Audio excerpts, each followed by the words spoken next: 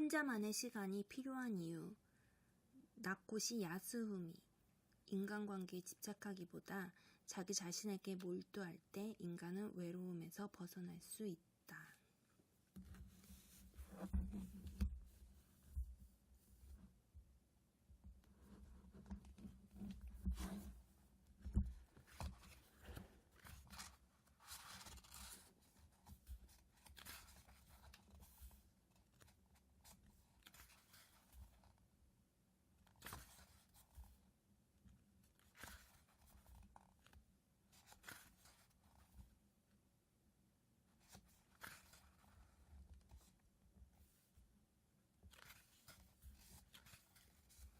나를 공허하게 만드는 것은 무엇일까?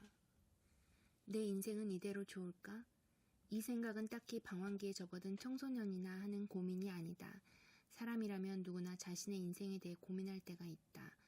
평온하게 잘 살아가던 사람도 어떠한 계기로 인생의 벽에 부딪히면 나는 도대체 무엇을 위해 살고 있는 걸까라는 깊은 공허감에 빠지게 된다.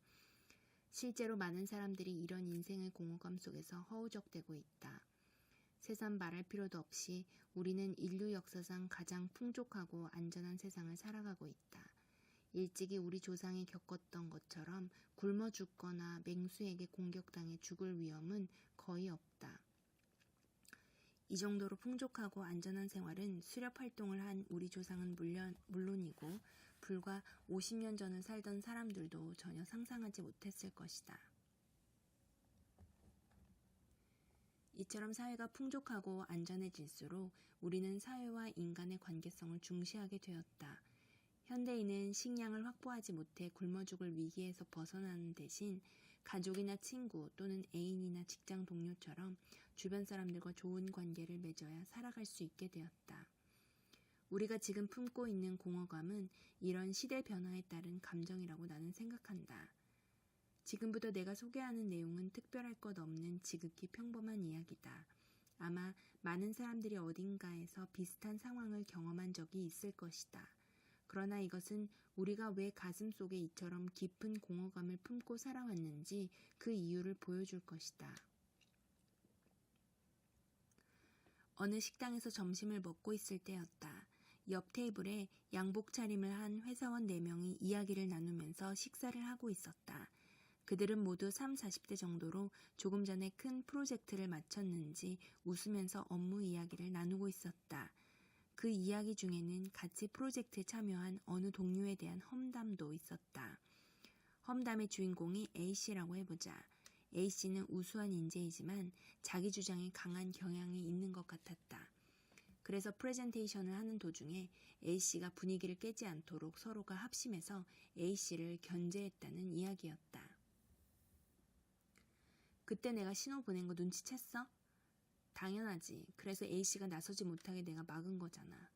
맞아. 절묘한 타이밍이었어.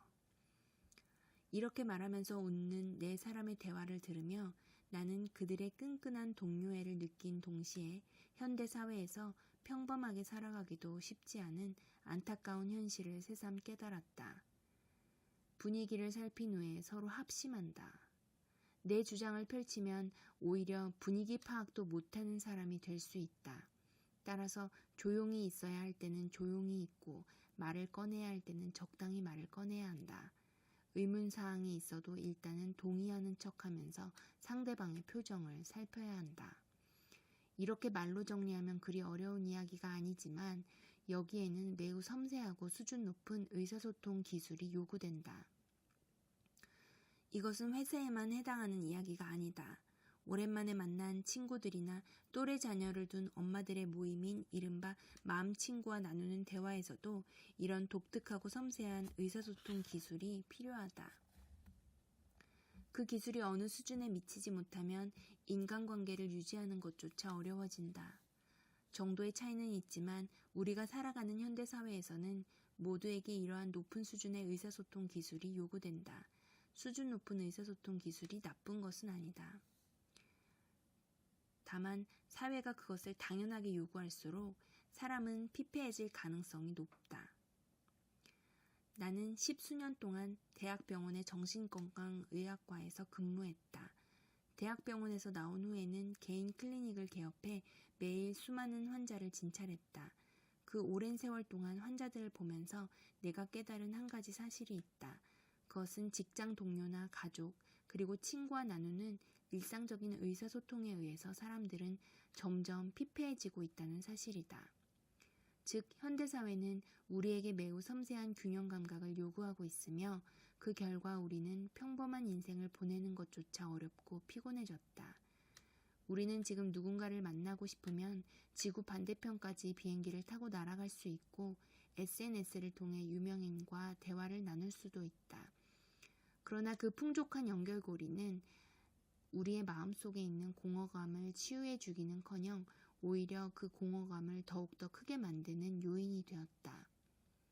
애인과 싸우지 않도록, 상사에게 혼나지 않도록, 친구들에게 따돌림 당하지 않도록. 우리는 매일 원만한 인간관계를 유지하기 위해 방대한 에너지를 쏟아내고 있다. 물론 원만한 인간관계를 유지하는 것은 결코 무의미한 행동이 아니다. 친구나 애인, 가족이나 직장 동료 등의 인간관계는 우리가 행복한 인생을 보내는데 꼭 필요한 조건이다. 그러나 유감스럽지만 우리의 마음은 원만한 인간관계만으로 풍족해지지 않는다. 일로 인정받거나 많은 친구들에게 둘러싸여 파티를 열면 표면적으로는 마음이 풍족해질 것이다. 그러나 가슴 깊은 곳에 있는 공허감은 완전히 해소되진 않는다. 인간관계에 막대한 에너지를 쏟으면 쏟을수록 우리는 오히려 내 인생을 풍족하게 만들어주는 무언가를 놓쳐버릴지도 모른다. 인간관계가 인생의 전부가 되면 현대인 특유의 불행이 발생한다. 이것이 내가 정신건강의학과 의사로서 많은 사람들과 만나오면서 얻은 결론 중에 하나다.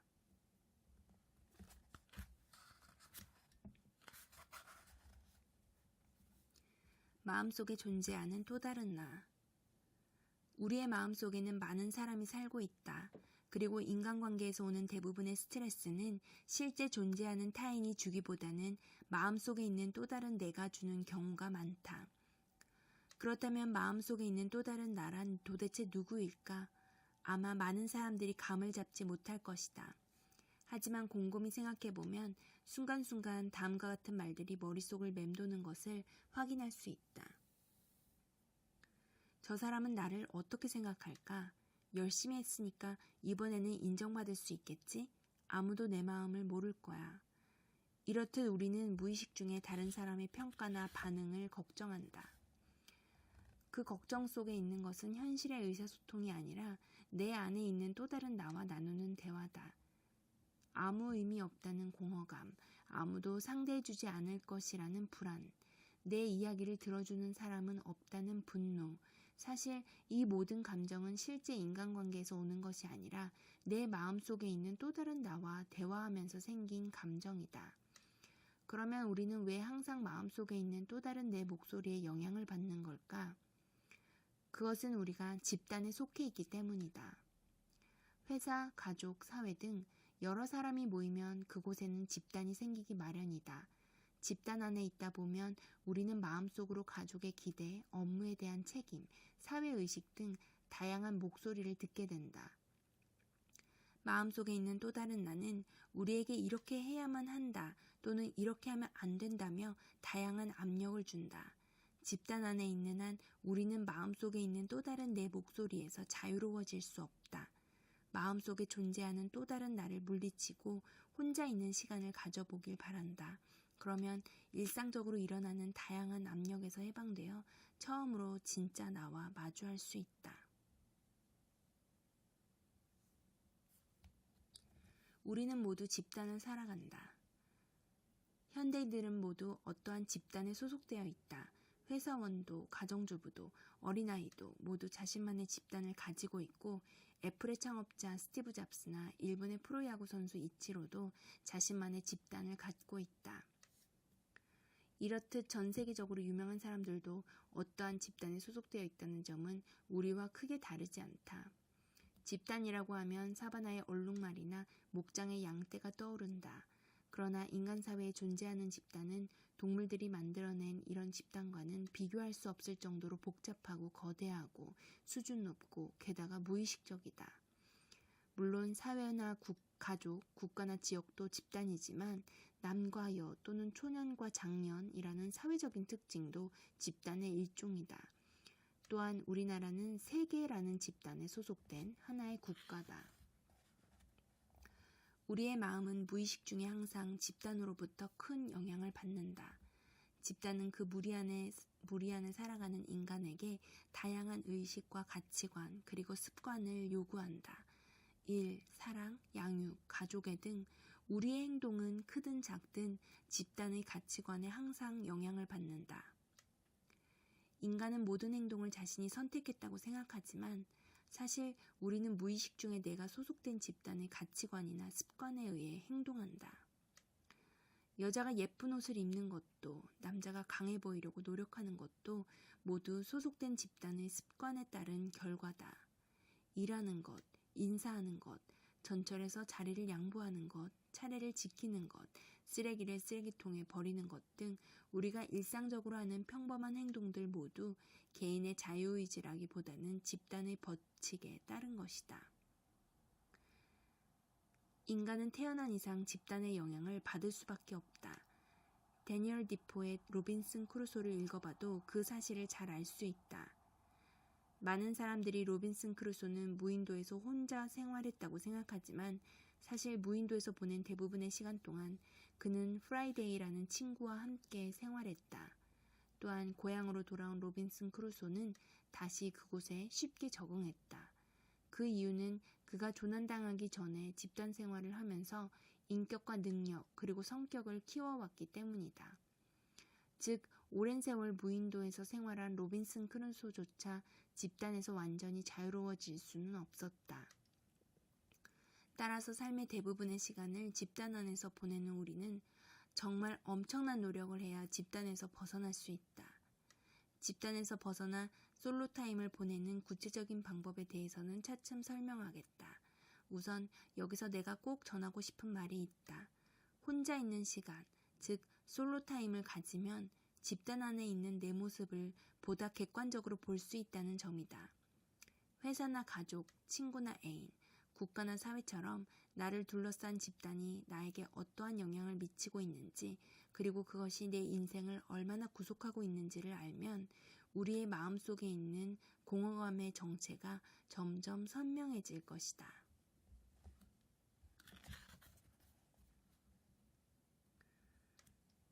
언론과 론리의 차이. 혼자 있는 시간이란 친구도 애인도 없이 혼자 외롭고 고독하게 있는 시간이 아니다. 항상 많은 사람들과 함께 있어도 마음속으로는 언제나 고독감을 느끼는 사람도 있다. 친구와 술을 마실 때도 항상 친구 눈치를 보게 된다. 일을 할 때도 상사가 뭐라고 할지 신경 쓰여서 일에 집중할 수가 없다. 이렇게 말하는 이들은 생리적으로 많은 사람들과 함께 있어도 고독감과 외로움 그리고 누군가에게 버려질지도 모른다는 불안감에 휩싸이기 쉽다. 이와 반대로 혼자서도 충실하게 자신만의 시간을 보내는 사람도 많이 있다. 혼자라는 행위는 외로움이나 고독감 등 항상 부정적인 감정을 동반하지는 않는다. 내가 사람들에게 추천하는 솔로타임은 우울함과 외로움과는 거리가 멀다. 솔로타임은 집단에서 받는 스트레스에서 벗어나 밝고 상쾌하고 충실한 시간을 갖는 것이다. 혼자 느긋하게 산책을 한다. 커피숍에서 여유롭게 책을 읽는다. 방법은 아무래도 상관없다.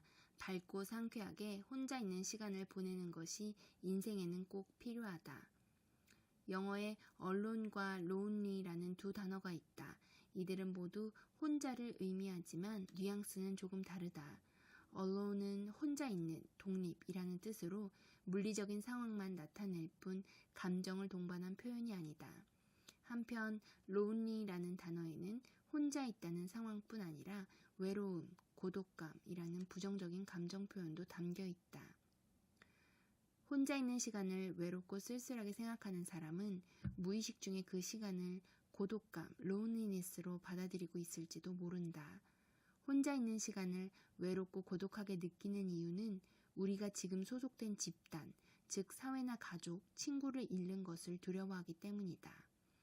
우리는 물건과 돈을 잃는 것보다 소속을 잃는 것을 강하게 두려워한다. 이것은 이른바 소속 의존증이다. 그러나 소속 의존증을 극복하고 혼자 있는 시간을 즐길 수 있게 되면 인간관계에서 오는 스트레스에서 벗어나 밝고 상쾌한 나를 만날 수 있다. 창작 활동에 몰두하는 예술가를 상상해보라. 그림에 몰두하고 있는 화가나 녹음에 집중하고 있는 음악가는 SNS를 하지 않는다. 적어도 작품에 몰두하고 있는 동안에는 말이다. 또한 항상 자녀를 돌보느라 바쁜 엄마에게는 자녀가 유치원이나 학교에 간 그 몇 시간이 혼자 있는 가장 편안한 시간일 것이다. 집단에서 벗어나 혼자 있는 시간을 가지면 괴로움과 외로움으로 가득 찬 고독감에서 벗어날 수 있다.